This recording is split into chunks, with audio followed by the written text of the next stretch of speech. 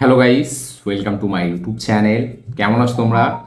এখন আমরা কথা বলবো হচ্ছে একটি ট্রেন্ডিং টপিক এবং বলা যায় একটা কন্ট্রোভার্সি নিয়ে, যেটা কিছুদিন আগেই সন্দীপ রেড্ডি ভাঙ্গার জন্য স্টার্ট হয় এবং সেটা প্রচুর বিভৎস লেভেলে এগিয়ে যায় এবং সেটা নিয়ে বিশাল কাদা ছেঁড়াছেড়ি হয় দুটো ফ্যান বেসের মধ্যে। তো যেটা হচ্ছে শাহরুখ খান ভার্সেস প্রভাস, যে কন্ট্রোভার্সিটা, তো সেটা কী কারণে হয়েছে, কেন হয়েছে এবং সেটার মূল এটা কি, এবং মানে এই একজনকে বড় বিগেস্ট সুপারস্টার বলে দেওয়ার জন্য, ঠিক আছে, বাকি যে আর একটা উল্টো ফ্যান বেস আছে, যে এটা মনে হয়, যাদের মনে হয় যে তাদের হিরোই সব থেকে বড়, ওয়ার্ল্ড ওয়াইড এবং ইন্ডিয়ার দুটো দিক থেকে। তো তাদের কি রিয়াকশান এবং তারা কি বলছে, এই সব নিয়েই ভিডিওর মধ্যে আলোচনা করব। তো চলো ভিডিওটা শুরু করা যাবে। তো সবথেকে প্রথম, কি কন্ট্রোভার্সি এবং কি টপিক। কিছুদিন আগে সন্দীপ রেড্ডি ভাঙ্গা সে স্পিরিট মুভিটার একটা অডিও টিজার ছাড়ে, ঠিক আছে, যেখানে আমরা দেখতে পাই যে, শুনতে পাই, সরি, দেখতে পাই, আমি ভুল বলছি, যে প্রভাস তাকে এক জায়গায় নিয়ে যাওয়া হচ্ছে, যেটা একটা জেল, যেখানে সুপ্রিনটেন্ডেন্ট হচ্ছে আমাদের প্রকাশ রাজের ক্যারেক্টারটা। তো সে যাচ্ছে, তাকে প্রকাশ রাজ অন্যভাবে ট্রিট করছে ক্রিমিনালদের মতো, এবং পাশে একটা অফিসার বলছে যে স্যার, আইপিএস টপার, একে এইভাবে ট্রিট করবেন না। তো এইসব আমরা শুনতে পাই এই কিছু, এবং প্রভাস লাস্টে একটা কথা বলে যে বচপন সে মেরা এক ব্যাড হ্যাবিট হে, ওয়ান ব্যাড হ্যাবিট। তো এটা বলে টিজারটা শেষ হয়। এবার প্রবলেমটা এইখানে ছিল না, টিজারে ছিল না। প্রবলেমটা কী ছিল? প্রবলেমটা হচ্ছে যে যখন নামগুলো আসে, স্টারকাস্ট আসে, ঠিক আছে, তখন এক জায়গায় লেখা ছিল, এবং সন্দীপ রেড্ডি ভাঙ্গা তার প্রত্যেক হিরোর সাথে সেটা করে থাকে, বিশেষ করে অ্যানিমেলের পর থেকে সেটা করছে। কবির সিংয়ে সেটা করেনি। অ্যানিমেলে রণবীর কাপুরকেও সুপারস্টার বলাতে হালকা একটু কন্ট্রোভার্সিস হয়েছিল, বাট সন্দীপ রেড্ডি ভাঙ্গা বলে যে না, আমার হিরো, আমি জানি যে এই ফিল্মের পর থেকেও সুপারস্টার হয়ে যাবে এবং আমি সুপারস্টার হিসাবেই ওকে দেখি, তাই জন্য আমি ওকে ওই ট্যাগটা দিয়েছি। রণবীর কাপুরের সময় যেহেতু রণবীর কাপুর সেই লেভেলে প্যান ইন্ডিয়া আকারে সে অতটা ফেমাস না, ঠিক আছে, তাকে বলিউডে প্রচুর চেনে, সে খুব ভালো দারুণ একজন অ্যাক্টর, ঠিক আছে, সেটা নিয়ে কোনো সন্দেহ নেই, সেই সব নিয়ে ঠিক আছে। বাট সে লাইক প্রভাসের মতো একটা প্যান ইন্ডিয়া স্টার, এই যে ফেমটা, সেটা কিন্তু তার নেই। বা কী বলবো, একটা থলপতি বিজয়ের মতো স্টারডম তার নেই, বা একটা আল্লু অর্জুনের মতো স্টারডম তার নেই। তাকে বলিউডে সবাই চেনে, বাট অ্যাক্টর হিসেবে রণবীর কাপুর অন্যই লেভেলে, তা তো রণবীর কাপুরের কাছে অ্যাক্টিংয়ে এরা কেউ ধারে কাছে যেতে পারবে না। তো এবার অ্যানিম্যালের সময় সুপারস্টার বলা হয়, অ্যানিম্যালের রণবীর কাপুরকে এটা বলা হয়, সেটা নিয়ে হালকা একটা কন্ট্রোভার্সি হয়েছিল। এবার এই যে অডিও টিজারটা স্পিরিটে যেটা ছাড়া হয়, সেটাই লেখা ছিল ইন্ডিয়াস বিগেস্ট সুপারস্টার প্রভাস, এবং এই যে লাইনটা, এই যে ইন্ডিয়াস বিগেস্ট সুপারস্টার প্রভাস, এটার পর থেকে কিন্তু সোশ্যাল মিডিয়ায় জাস্ট আগুন হয়ে যায়, পুরো তাবাহি একটা ওয়ার চলে ফ্যান্ডমের মধ্যে, যেখানে প্রভাসের ফ্যান ভার্সেস শাহরুখ খানের ফ্যান। তো শাহরুখ খান আমরা সকলেই জানি সে গ্লোবাল স্টার, তার যে পপুলারিটি সেটা টম ক্রুজের থেকেও বেশি, ঠিক আছে, 3 কত বিলিয়ন একটা পপুলারিটি তার, এবং তাকে মানে তার একটা পপুলারিটি, তার কোনো সীমা নেই, জাস্ট নেক্সট লেভেলে। শাহরুখ খানের কাছে শাহরুখ খানের মতো পপুলারিটি কোনো অ্যাক্টারের নেই। আমি শুধু ইন্ডিয়ার কথা বলছি না, ওভারঅল পুরো এশিয়া মহাদেশের কথা বলছি, বা বলা যায় ওয়ার্ল্ড সিনেমাতে, শাহরুখ খানকে যত লোকে চেনে, অন্যান্য কোনো স্টারকে ওই লেভেলে চেনে না, এবং এইটার জন্য কিন্তু আমরা অ্যাজ এ ইন্ডিয়ান গর্ব করা দরকার, এবং শাহরুখ খান কিন্তু সেই জিনিসটা সবসময় করে আসে। শাহরুখ খান ইন্ডিয়াকে সবসময় রিপ্রেজেন্ট করে বাইরে, সব সময়, এবং ইন্ডিয়া মানে সবাই জানে শাহরুখ খান। বাইরের যে কোনো মানুষকে আপনি জিজ্ঞেস করে নেবেন যে বলিউড বা ইন্ডিয়ান সিনেমা, তারা প্রথম নাম নেবে শাহরুখ খানের। এটা আমাদের সকলের জানা, এটা নিয়ে কোনো দ্বিধা, কোনো সন্দেহ নেই, কোনো এটার মধ্যে জল মেশানো নেই। এটা আমাদের কাছে খুবই পরিষ্কার যে শাহরুখ খান মানেই global superstar, world wide mega superstar. এবার সেটা তো আমরা সকলেই জানি। এবার কথা হচ্ছে যে এখন যেহেতু এই সন্দীপ রেড্ডি ভাঙ্গাসে ইন্ডিয়াস বিগেস্ট সুপারস্টার বলে দিয়েছে, যার কারণে এই যুদ্ধটা চলছে ফ্যানেদের মধ্যে। তো এইটা কি আদেও শাহরুখ খানের ফ্যান্সদের রিয়্যাক্ট করা দরকার এটার ব্যাপারে? ঠিক আছে, আমি জানতে চাই, শাহরুখ খান সব থেকে বড় সুপারস্টার, সব থেকে বড় একটা মেগাস্টার। সালমান খানকেও মেগাস্টার বলা হয়, সালমান খানকে বলা হয় ইন্ডিয়ার one of the biggest superstar. Shahrukh Khan তো ওয়ার্ল্ড ওয়াইডে, শাহরুখ খানকে ইন্ডিয়াতেও বলা হয়, বাট সালমান খানকে বলা হয় নাকি সব থেকে নাম্বার 1 সুপারস্টার ইন ইন্ডিয়া, ঠিক আছে। তো তখন কারোর প্রবলেম হয় না, ঠিক আছে, তখন শাহরুখ খানের ফ্যান্সদের প্রবলেম হয় না, কারণ শাহরুখ খান এবং সালমান খানের মধ্যে বন্ধু, তাদের গভীর একটা সম্পর্ক আছে, তখন সেটা কোনো ব্যাপার না, এই যে মেগাস্টার বলা হয়। আমি মানছি সুপারস্টার মেগাস্টার। মেগাস্টার কাকে বলা হয়? সুপারস্টারের ওপরে উত্তম কুমারকে মেগাস্টার বলা হয়, এখন আমাদের বাংলাতে দেবদাকে মেগাস্টার বলা হচ্ছে। মেগাস্টার মানে হচ্ছে সুপারস্টারদেরও ওপরের কোনো স্টার, সেটা মেগাস্টার। মানে এটার ডেফিনেশন, মেগাস্টারের ডেফিনেশন হচ্ছে এইটা। তাহলে সালমান খানকে তো মেগাস্টার বলা হয়, তাহলে সালমান খান তো শাহরুখ খানের থেকে অনেক বড় স্টার, তাহলে তখন কন্ট্রোভার্সিস হয় না কেন? কারণ সালমান খানের ফ্যান্সদের সাথে লড়ে পারবে না, কারণ তারা ধুয়ে দিয়ে চলে যাবে। তো এবার রইল প্রভাসের কথা। এই যে প্রভাসকে যে ইন্ডিয়াস বিগেস্ট সুপারস্টার বলছে সন্দীপ রেড্ডি ভাঙ্গা, তার কিন্তু যথাযথ লজিক আছে, সেটা কিন্তু জাস্ট ফেলে দেওয়ার মতো কথা নয়।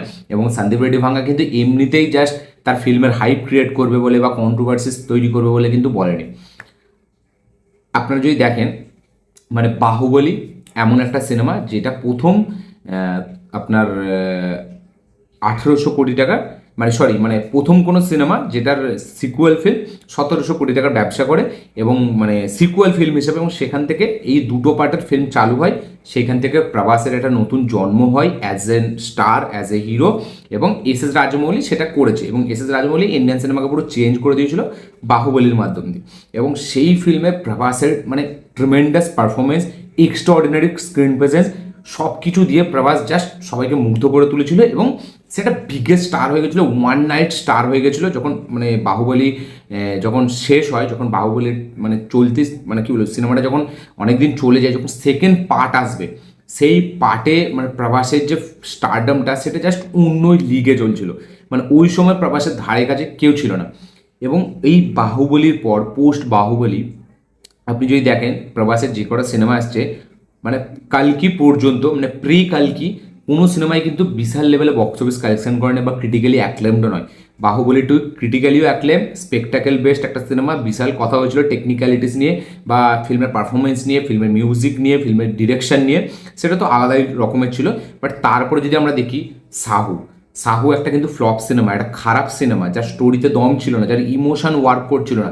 শুধু ফিল্মটার মেকিংটা হেভি ছিল, সেটা ডিরেক্টরের ক্রেডিট যে ফিল্মটাকে সে হেভিভাবে টেকনিক্যালি ফিল্মটাকে খুবই স্ট্রং বানিয়েছিল। ফিল্মের বিজিএম অসাধারণ ছিল, প্রভাসের স্ক্রিন প্রেজেন্স আলাদা রকম ছিল। বাট সেই ফিল্মটা কিন্তু একটা ফ্লপ ফিল্ম। বাট সেই ফিল্মটার আপনি কালেকশনটা জাস্ট দেখে নেবেন হিন্দি ভার্সানে, বা সেই ফিল্মটার ওয়ার্ল্ড ওয়াইডে কালেকশন দেখে নেবেন।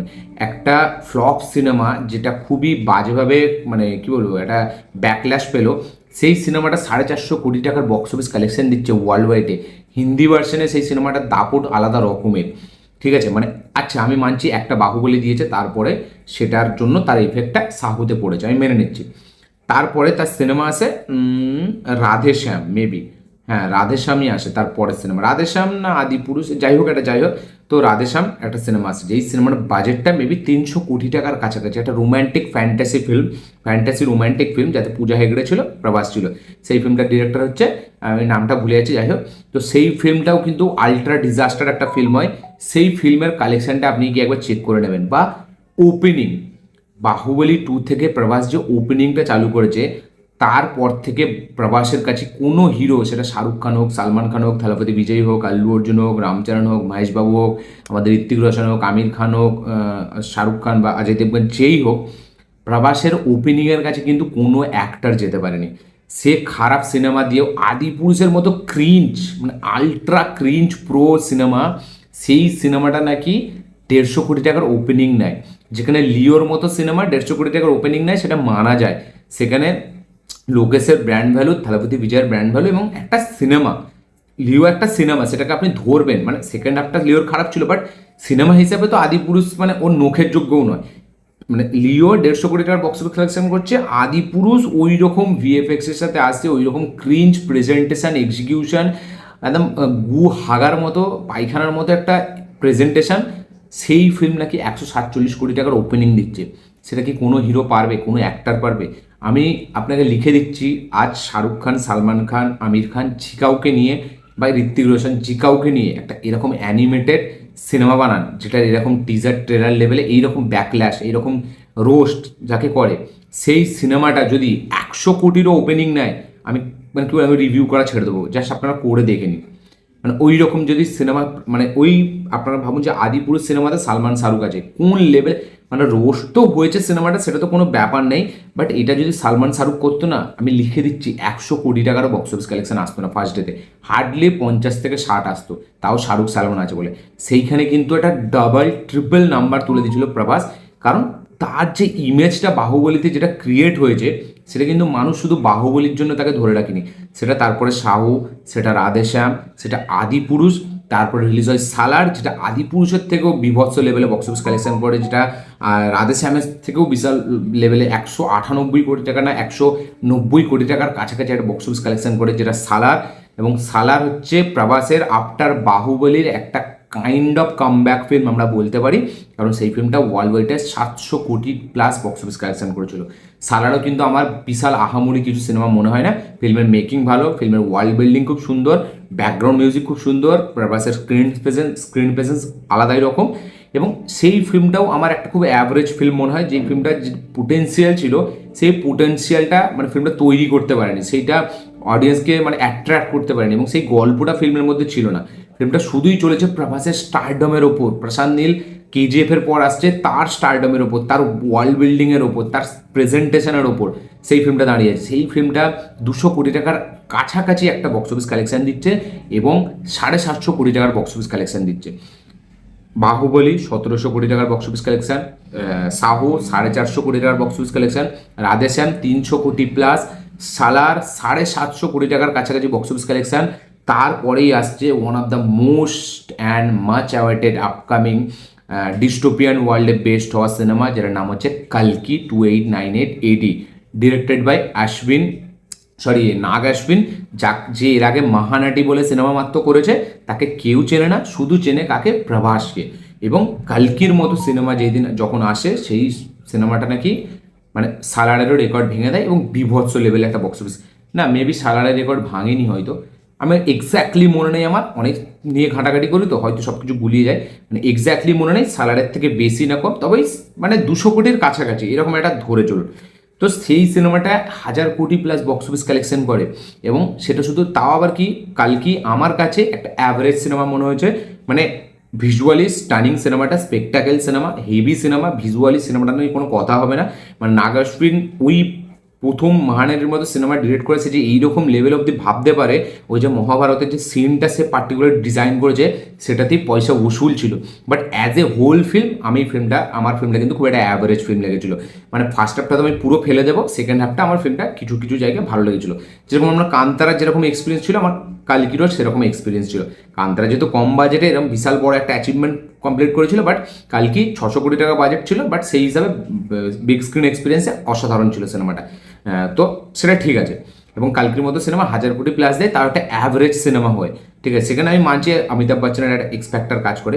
বাট প্রভাসের যে স্টারডম আফটার বাহুবলী, আপনি জাস্ট সিনেমাগুলোর ওপেনিং দেখে নিন, মানে প্রভাসের কাছে ওপেনিংয়ে কেউ নেই। এখন আমি মানছি আল্লু অর্জুন আছে, কারণ সে পুষ্পা দিয়ে যেটা ক্রিয়েট করে দিচ্ছে 300 কোটির কাছাকাছি, আমার মনে হয় না এটাকে ভাঙতে পারবে বলে, একমাত্র হয়তো পুষ্পা 3 আসলেই সেটা ভাঙতে পারবে, কারণ আমার মনে হয় না এরপরে কোনো সিনেমা, সেটা কেজিএফেরও যদি পার্ট আসে, আমি আল্লু অর্জুনের ফ্যান বলে বলছিলাম, পুষ্পা একটা এমন ফ্র্যাঞ্চাইজ ফিল্ম, মানে এমন একটা তার ব্র্যান্ড ভ্যালু, সেটা সত্যি মানে অন্যরকম, সেটা ভাঙা অতটা মুখের কথা নয়। আমি যখন এরপরে আমাদের প্রভাসের রাজা সাহেব আসবে, বা প্রভাসের সালার 2 আসবে, বা অন্য যে কোনো সিনেমা আসুক, আমি মানছি 150 কোটির ওপেনিং নিয়ে নেবে, 200 কোটি নিয়ে নেবে, বাট পুষ্পার ধারে কাছে যেতে পারবে না। বাট প্রভাসের যে স্পিরিট যে সিনেমাটা আসছে, সেটা কিন্তু 250 কোটি টাকারও বক্স অফিস কালেকশন করে ফেলতে পারে, কারণ তার যা একটা হাইপ, বিকজ অফ তার ডিরেক্টর, প্রথম এমন ফিল্ম যেটা প্রভাসের মতো স্টার, তো জায়েন্ট স্টার তো আছে, তার তো একটা আলাদাই মেনে, তার সাথে সন্দীপ রেড্ডি ভাঙ্গা, এই যে রিসেন্টলি অ্যানিমেলে 900 কোটি টাকার কাছাকাছি সিনেমা দিয়েছে, এবং তার সে সবচেয়ে কন্ট্রোভার্সির জন্য ফেমাস, এবং সে যখন সিনেমা বানাবে, সে নিজস্ব স্টাইলে সিনেমা বানাবে, তো সে আর প্রভাস যখন একসাথে আসছে, তখন এটা কিন্তু ধরেই নিতে হবে যে সেই ফিল্মের কিন্তু ওপেনিং এবং সেই ফিল্মের world wide box office collection কিন্তু তাবাহি লেভেলের হতে চলেছে। তো সেই হিসাবে কিন্তু সন্দীপ রেড্ডি ভাঙ্গা যেরকম প্রভাসের ট্র্যাক রেকর্ড রিসেন্ট, মানে তার বাহুবলীর থেকে যেরকম ট্র্যাক রেকর্ড, সেই হিসাবে যদি আমি দেখি, সত্যিই কিন্তু প্রভাসের ধারে কাছে কেউ নেই। জওয়ান শাহরুখ খান 1000 কোটি, পাঠান 1000 কোটি ডেফিনেটলি, বাট ওপেনিংয়ে কিন্তু মানে প্রভাসের কাছে কেউ নেই। এবং আপনি প্রভাসের সিনেমা একদিনে রিলিজ করে দেখে নিন, আমাদের শাহরুখ খানের সিনেমা একদিনে রিলিজ করে দেখে নিন, আপনি মানে খুব কী বলবো, একদম গল্পটা আপনার কাছে খুব সাফ হয়ে যাবে যে বক্স অফিস কালেকশন। এবং বক্স অফিস কালেকশন মানে এই নয় যে আপনারা বলবেন যে এখানে কর্পোরেট বুকিং হচ্ছে, নিজেরাই টিকিট কিনে নিচ্ছে, এরকম না। এটা ভুল কথা বলা হয়। টিকিট কাটছে একটা লেভেল অবধি বোঝা যায়, ঠিক আছে, সেটাও মিডিয়ার তরফ থেকে, আমরা তো নিজে দেখতে যাই না। বাট টিকিট তো শাহরুখ খানের ফ্যান্সরাও কাটতে পারে, তারাও তো করতে পারে।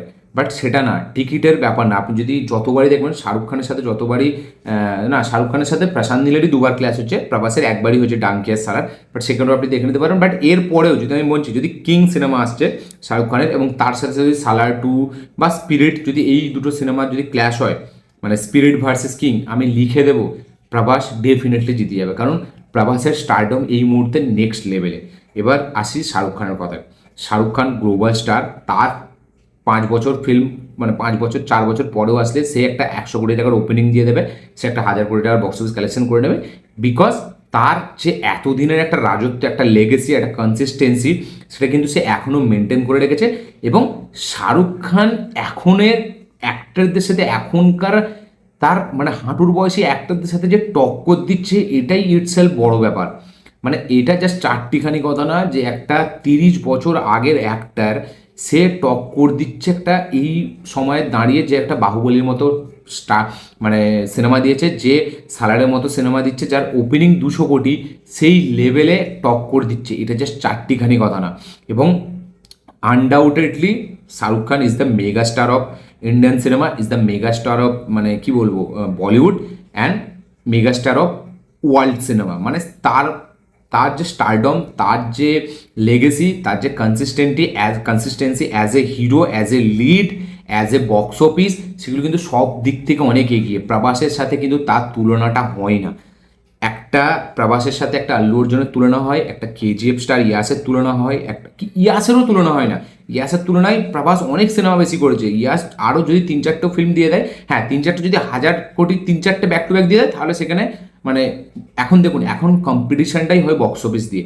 এখন আপনার ফার্স্ট ডে ওপেনিং কি আসছে সেটা দেখেই কিন্তু বক্স অফিস মানে স্টার এখন মানে বিচার করা হয়। আজ আল্লু অর্জুন আনডাউটেডলি সে বিগেস্ট সুপারস্টার, কারণ তার একটা পুষ্পা 2 আসছে, যেটা বাহুবলীরও রেকর্ড ভেঙে দিচ্ছে, যার ওপেনিংয়ের কাছে একটা বলিউডের 6-7টা ফিল্মের টোটাল বক্স অফিস কালেকশন, একটা পুষ্পার 1 ডে কালেকশন, ঠিক আছে। মানে একটা শাহরুখ খানের পাঠান, তার কালেকশন তার 3 গুণ কালেকশন, 2 গুণ কালেকশন বেশি হচ্ছে একটা পুষ্পার। তো বলাই যায় বিগেস্ট সুপারস্টার এখন কিন্তু আল্লু অর্জুন। তার নেক্সট সিনেমাটা যখন আসবে আবার অ্যাটলিস্ট সাথে, আপনারা জাস্ট দেখে নেবেন জাস্ট তার বক্স অফিস কালেকশনটা কোন লেভেলে হয়। তো আল্লু অর্জুন, প্রভাস, মহেশবাবু এদের টক্কর হয় একসাথে, বাট প্রভাসের সাথে কিন্তু কোথাও গিয়ে শাহরুখ খানের কম্পিটিশানটাই হয় না। মানে কম্পিটিশানটাই ইটসেলফ রং, এটা অ্যাকচুয়ালিতে ঠিক না, এটা জাস্টিফাইডই নয় এই কম্পিটিশানটা। মানে এটা কোথাও গিয়ে হয় না। শাহরুখ ভার্সেস সালমান হবে, শাহরুখ বিগেস্ট সুপারস্টার না সালমান বিগেস্ট সুপারস্টার, না থালাপতি বিগেস্ট সুপারস্টার, না রজনীকান্তের সাথে আবার শাহরুখ খানের হবে না। তাও আমি ধরে নিচ্ছি হবে, কারণ রজনীকান্ত হয়তো বয়সে বড়, বাট পপুলারিটি হিসাবে শাহরুখ খান রজনীকান্ত থেকে অনেকটা বেশি, মানে বেশি চেনে থাকে। বাট তাও আমি বলবো রজনীকান্তের সাথে অমিতাভ বচ্চনের কম্পিটিশন হয়, কিন্তু শাহরুখ খানের কম্পিটিশন হয় না। বাট তাও আমি শাহরুখ খান রজনীকান্তকে ধরে নেবো, বাট সেখানেও কিন্তু শাহরুখ খানই জিতবে। রজনীকান্ত বিগেস্ট সুপারস্টার, তার বক্স অফিস কালেকশন ফার্স্ট ডেতে হয়তো শাহরুখ খানের থেকেও বেশি। বাট যদি আমি গ্লোবালি দেখি বা যদি ইন্ডিয়ার হিসাবেই দেখি, শাহরুখ খান কিন্তু রজনীকান্তের থেকেও উপরে। তো শাহরুখ খানের সাথে কম্পিটিশনটা কিন্তু কোথাও ভেবে যায় না, কোনো দিক থেকেই যায় না। এখনও যদি প্রভাস ব্যাক টু ব্যাক 4-5টা 1000 কোটির বক্স অফিস দিয়ে দেয়, সেখানে আপনি বলতে পারবেন যে Prabhas is the next biggest superstar. এবং হয়তো একটা টাইমের পরে গিয়ে শাহরুখ খানকেও সেটা মানে সে হয়তো মানে কি বলবো বিট করে ফেলবে in terms of stardom, in terms of popularity, in terms of box office collection, সব দিক থেকে।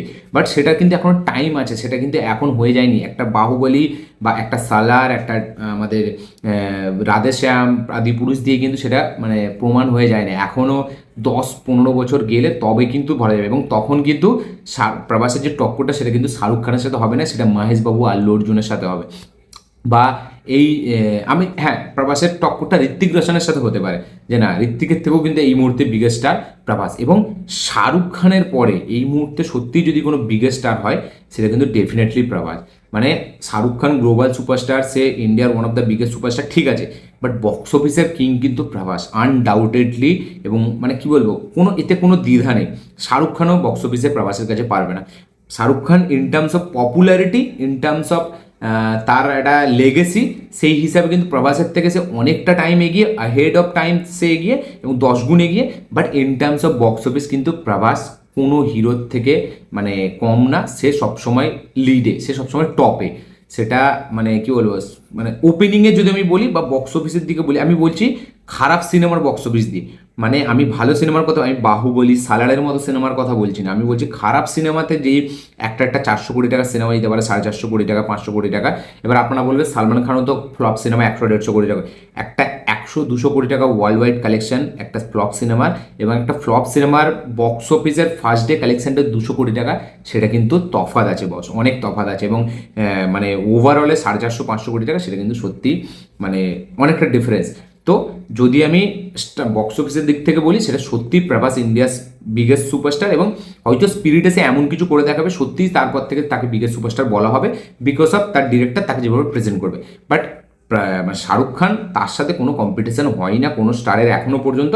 তার সাথে কম্পিটিশন হতো যদি সালমান খান হতো, মানে সালমান খান যদি ওই রকম টাইপের একটা পপুলারিটি, মানে সালমান খানও তো বিশাল স্টারডম, ইন্ডিয়াতে সালমান খান মানে বিভৎস ব্যাপার, সালমান খানের একটা আলাদা অরা আছে, সেটা আমি বলছি না। বাট ওই রকম দেখতে গেলে তো থালাপতি বিজয় সব দিক থেকে এগিয়ে, মানে সালমান খানেরই মতো বলতে গেলে, মানে তার একটা ফ্লপ ফিল্ম, বিস্টের মতো ফিল্মও কিন্তু 250-300 কোটি টাকা বক্স অফিস কালেকশন করে দেয়। তো সেই হিসাবে আমি দেখছি না, আমি দেখছি ইন টার্মস অফ পপুলারিটি বা ইন টার্মস অফ একটা স্টারডম হয়, একটা হাইপ বোঝা যায় যে একটা অ্যাক্টরের ফিল্ম রিলিজ হচ্ছে, যেমন আপনি পাঠানে বুঝতে পারবেন, জওয়ানে বুঝতে পারবেন যে একটা হাইপ আছে কোন লেভেলে, সেরকমই একটা কালকিতে বুঝতে পারবেন, একটা সালারে বুঝতে পারবেন, একটা বাহুবলীতে বুঝতে পারবেন। তো এই যে কম্পিটিশনটা, এটা নিজেই ইটসেলফ ভুল একটা কম্পিটিশন। প্রভাসের সাথে কিন্তু কোনোভাবে শাহরুখ খানের কম্পিটিশনটা হয় না। শাহরুখ খান সে কিং অফ দ্য কিং, সে মানে ইন্ডিয়ান সিনেমার সে একটা মুখ, সে ইন্ডিয়ার একটা মুখ, সে রিপ্রেজেন্ট করে ইন্ডিয়াকে, এবং বাইরে সবাই শাহরুখ খান মানে ইন্ডিয়াকে চেনে, সবাই বলিউড মানে শাহরুখ খানকেই চেনে। তো এইরকম, বাট প্রভাস কিন্তু সেই জিনিসটা এখনো করে দেখাতে পারেনি। হয়তো বাহুবলীর জন্য সেটা সে কিছুটা অবধি করেছে, বাট এখনও তার কিন্তু পরীক্ষা এখনও বাকি। তো এই যে কম্পিটিশনটা, এই যে কন্ট্রোভার্সিটা হচ্ছিল, এতে যারা পার্ট নিয়েছে তাদের মাথায় ইটসেলফ কোনো বুদ্ধি নেই। এবং এই যে ইন্ডিয়াস বিগেস্ট সুপারস্টার বলাটাই যে কন্ট্রোভার্সি করা শাহরুখ খানের ফ্যান্সের তরফ থেকে, এটা নিচেই ইটসেলফ একটা বোকামির কাজ এবং নিজের স্টারকে আরও নিচে নামিয়ে দেওয়ার কাজ। মানে কোথায় শাহরুখ খান, কোথায় প্রভাস, মানে এইটা জাস্ট তুলনায় হয় না, এটার কোনো মানে কম্পিটিশান, কোনো কম্প্যারিজন আসেই না এতে। শাহরুখ খান এইখানে, প্রভাস এইখানে, এখনও 10-15 বছর পর হয়তো প্রভাস এইখানে যেতে পারে, বাট এখন প্রভাস এখানে। বাট এইরকম যদি প্রভাস একভাবে কনসিস্টেন্সি এরকম বক্স অফিস দিতে পারে তখন হয়তো এখানে। বাট শাহরুখ খান কিন্তু এখন রিটায়ার হয়নি, সে কিন্তু কিং নিয়ে আসছে, হয়তো কিং তাকে আরও এইখানে পৌঁছে দেবে। তো শাহরুখ খানের সাথে প্রভাসের কোনো হিসাবেই কম্পিটিশনটা হয় না, কোনো কম্প্যারিজন হয় না। শাহরুখ খান বিগার সুপারস্টার, জায়ান্ট সুপারস্টার, শুধু ইন্ডিয়ান না, ওয়ার্ল্ড ওয়াইডে তার থেকে বড় সুপারস্টার কেউ নেই এই মুহূর্তে ইন্ডিয়ায়। বাট বক্স অফিসের দিক থেকে প্রভাসের মতো, মানে এই মুহূর্তে আমি যদি বলি বক্স অফিসেও কিন্তু শাহরুখ খানেরও খুব বড় একটা স্টার। এবার বলবেন যে আমি একতরফাই বলছি, শাহরুখ খানই বলছি, না, যেটা ফ্যাক্ট সেটা ফ্যাক্ট। হ্যাঁ, আপনি বলতে পারেন যে ওপেনিংয়ে প্রভাসের কাছে কেউ নেই, প্রভাসের ভালো সিনেমা যেই বক্স অফিস কালেকশন করে দেবে সেটা কিন্তু মানে কেউ কোনো অ্যাক্টর পারবে না। মানে একটা প্রভাসের ভালো সিনেমা কিন্তু যদি হালকা একটু পজিটিভ ওয়ার্ড, মানে কালকির মতো সিনেমা যদি 1000 কোটি করতে পারে, যে একটু ভালো সিনেমা, যদি স্পিরিটের মতো সিনেমা 1200-1300 কোটি টাকা কমিয়ে দেয়, সেখানে আপনারা বুঝতে পারবেন যে কার অ্যাকচুয়ালি পোটেন্সিয়াল আছে। মানে প্রভাসের খারাপ সিনেমা যেরকম ওপেনিং নেয়, সেরকম ওপেনিং কিন্তু অ্যাক্টারদের ভালো সিনেমাও নিতে পারে না, পাঠান জওয়ানের মতো হাই পলার সিনেমাও কিন্তু নিতে পারে না। তো সব দিক থেকে বিচার করতে হবে, শুধু জাস্ট বিগেস্ট সুপারস্টার বলে দিলে হয় না, তার একটা মানে একটা কী বলে, একটা ক্যাটাগরিতে তাকে হিসাব ওয়াইজ, ক্যাটাগরি ওয়াইজ তাকে কিন্তু ডিভাইড করে সেটাকে মানে হিসাব করা দরকার। প্রভাস সে বিগেস্ট সুপারস্টার কোন দিক থেকে, বক্স অফিসের দিক থেকে, সে মানে তার ওপেনিংয়ের দিক থেকে, তার ফিল্ম চয়েস, খারাপ ফিল্মের দিক থেকে, খারাপ বক্স অফিস মানে খারাপ ফিল্মেও বক্স অফিসের দিক থেকে সুপারস্টার। বাট শাহরুখ খান যদি আমি দেখি, তার গ্লোবালি একটা রেকগনাইজেশন, তার একটা ইন টার্মস অফ কী বলবো, একটা স্টারডম, একটা পপুলারিটি, একটা তার ব্র্যান্ড ভ্যালু, ঠিক আছে, মানে সে শুধুই যে ফিল্ম থেকেই সে এত ফেমাস তা না, সে ব্র্যান্ডের থেকেও বিশাল ফেমাস। তার একটা ওয়ার্ল্ড ওয়াইডে ওভারসিজে শাহরুখ খানের সিনেমা যেরকম চলে, মানে সেগুলো বিভৎস লেভেলে। তো সব কিছুর দিক থেকে, এইগুলোর দিক থেকে বিচার করলে, এবং এই যে এত বছরের একটা রাজত্ব, একটা কনসিস্টেন্সি, সেটার দিক থেকে কিন্তু শাহরুখ খান সবসময় এগিয়ে। তো শাহরুখ খানের থেকে বড় পপুলারিটি এবং পপুলার স্টার কিন্তু ইন্ডিয়াতে কেউ নেই এখন। মানে শাহরুখ খান সব থেকে ফার্স্ট, এবং সেকেন্ড আপনি যে কাউকে ধরে নিতে পারেন, সেটা থালাপতি বিজয় হতে পারেন। থালাপতি বিজয় এই মুহূর্তে one of the most leading superstar, যে কিনা একটা এরকম ক্রাউড পুল আপ করতে পারে, একটা এরকম ওপেনিং দিতে পারে যেটা কিনা বিভৎস লেভেলের হিউজ, এবং তার স্টারডম কিন্তু আলাদাই লিগে। তো শাহরুখ খানের পরে আপনি যে কাউকে ধরতে পারেন, থালাপতি বিজয়কে ধরতে পারেন, আপনি সালমান খানকে ধরতে পারেন, আপনি প্রভাসকে ধরতে পারেন, আপনি আল্লু অর্জুনকে ধরতে পারেন। বাট শাহরুখ খান সে সবসময় মানে তাকে সবাই চেনে। বাট বক্স অফিসের দিক থেকে প্রভাস আমার কাছে সবসময় এগিয়ে। প্রভাস, তারপরে এখন এই মুহূর্তে আল্লু অর্জুন, এবং এরপরে মানে আর কেউ নেই।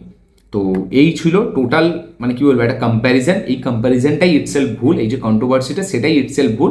বাট সন্দীপ রেড্ডি ভাঙ্গা এই যে বিগেস্ট সুপারস্টার বলেছে, সে যদি ফিল্মটা ভালো বানিয়ে দেয়, তখন যদি ফিল্মটা 1700-1600 কোটি টাকা বক্স অফিস কালেকশন করে নেয়, তখন কিন্তু বুঝে নিতে হবে যে না, এমনি এমনি সে বলেনি, সে কিন্তু সত্যি তার মধ্যে প্রভাসের মধ্যে দেখেছে যে বিগেস্ট সুপারস্টার। কারণ সন্দীপ রেড্ডি ভাঙ্গা কিন্তু এইসব দিক দিয়ে খুবই, সে কিন্তু মানে একটা অ্যাসিওর থাকে যে সে মানে যাকে প্রেজেন্ট করছে সে সত্যি তারপর সুপারস্টার হবে, যেটা শাহিদ কাপুর হয়েছিল, যেটা রণবীর কাপুর হয়েছিল। এবং প্রভাস তো অলরেডি একটা মানে কি বলবো, একটা এরকম জায়েন্ট সুপারস্টার, জায়েন্ট মানে একটা স্টার, যার স্টারডমও বিশাল, বক্স অফিসে ওপেনিংও বিশাল।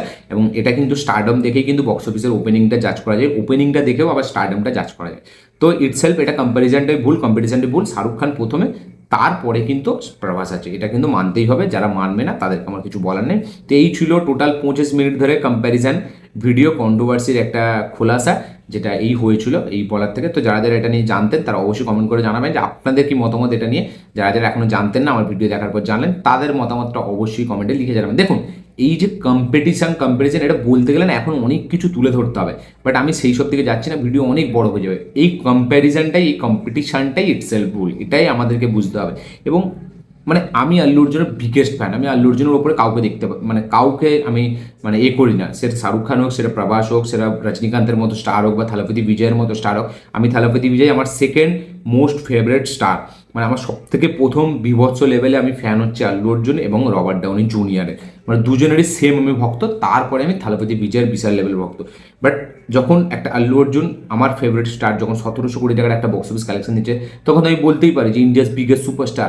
বাট যদি আমি এটা বলি, আমি অ্যাজ এ সিনেফাইল নিজেকে এবং মানে দর্শকদেরকে একটা ভুল ধারণা দেবো, এবং নিজেকে কোথাও না কোথাও ঠকাবো। কারণ আল্লু অর্জুন সে এইমাত্র একটা 1000 কোটি টাকার সিনেমা দিয়েছে, এখান থেকে সে কিন্তু বিগেস্ট সুপারস্টার হয়ে যাবে না। In terms of box office এখনও তাকে প্রমাণ করতে হবে। এবং হ্যাঁ, আল্লু অর্জুন সে অনেকটা বেটার অ্যাক্টার, অনেকটা বেটার ডান্সার আর চারটে যে কোনো স্টারের থেকে, বা তার ডান্সিং স্কিল বা তার অ্যাক্টিং স্কিল অনেকটা হাই, ঠিক আছে, সেটা বিভৎস লেভেলের। বাট সেই হিসাবে যদি আমি তাকে ইন্ডিয়াস বিগেস্ট সুপারস্টার বলে দিই, এটা কিন্তু ভুল হবে। ইন টার্মস অফ তারা এখনও ফিল্ম বাকি, but in terms of script selection Allu Arjun কিন্তু আহেড অফ মানে টাইম, মানে সে অন্যান্য স্টারের থেকে অনেকটা আলাদা, সে প্রত্যেকটা আলাদা আলাদা স্ক্রিপ্টে কিন্তু কাজ করে, এটা কিন্তু মানতে হবে। তো এটা আমার স্টার বলে আমি নাম করে দিলাম, এটা ব্যাপার না। বাট একটা একটা লজিক আছে, একটা ক্যাটাগরি ওয়াইজ ভাগ করতে হয়। তো আপনাদের কি বক্তব্য এটা নিয়ে? অনেক বকে ফেললাম, অনেক জ্ঞান দিয়ে দিলাম, আপনাদের কি বক্তব্য এটা নিয়ে অবশ্যই কমেন্টে লিখে জানাবেন। এই ছিল টোটাল কন্ট্রোভার্সি নিয়ে কথা। ভিডিওটা ভালো লাগে থাকলে লাইক শেয়ার কমেন্ট করে দেবেন, চ্যানেল তুলে চ্যানেলটিকে সাবস্ক্রাইব করবেন, বেল আইকনটি প্রেস করতে ভুলবেন না। দেখা হচ্ছে পরের ভিডিওতে, ততক্ষণের জন্য বাই।